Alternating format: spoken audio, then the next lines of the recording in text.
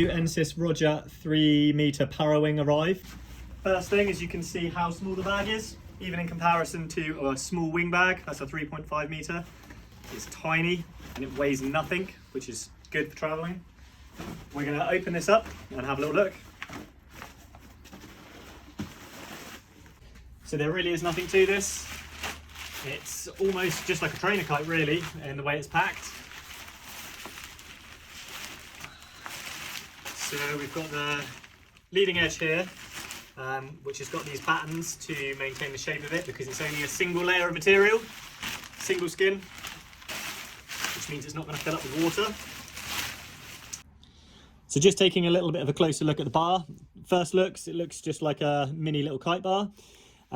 We can see that the bridles that lead up to the leading edge of the wing are actually colour coded, so they're blue rather than the white which the rest are, which should make it more obvious, I assume, when we're trying to untangle this on the water, if we get into a tangle. It's got a centre safety line connected to the middle set of bridles. If you attach a leash onto this, then if you let go of the bar, then it will pull through, and that should immediately stall and disable the wing. As this centre line goes back in, there's a heat shrunk, slightly thicker bit here, which slots nicely into the centre of the bar. And as you pull that down, that locates nicely. So that means it's not going to be pulling in and out. So if you had a slightly heavier leash attachment on there, it's not going to accidentally pull that through and cause the wing to collapse as you're riding along. We're down at the beach. It's not the nicest day, but there's a bit of breeze, so I think we're going to give this a try. We've just got it out. See what happens. So quite a bit of power there. Very manoeuvrable, so just tiny little movement from one side to the other steers it really quite effectively. Just hold it still a moment. Pretty easy sweet spot to find there. Now for the important bit, we'll see if we can pack this down. Not too bad, let's try again. And yeah, so I think that's doable. Whether it's doable on the foil or not, we'll find out one more time. I chose to use a Code 1300S foil and an AFS Whitebird 5.8 by 23 as that's my go-to paddle downwind setup. I used a long kitesurfing safety leash attached to my wing harness as this gave me a quick release option if it all went wrong.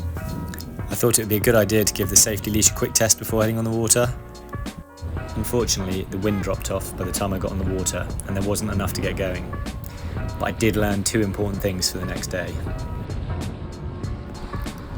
First was to use a straight board leash. I found the coiled ankle leash tangled with the bridles as soon as they got near.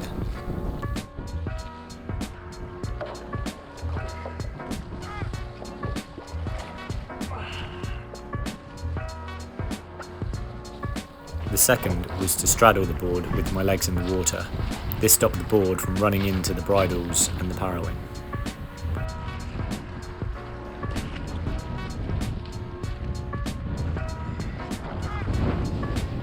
As soon as I felt some power in the wing, I began pumping the board with my legs in much the same way that I would pump a windfall board in light winds.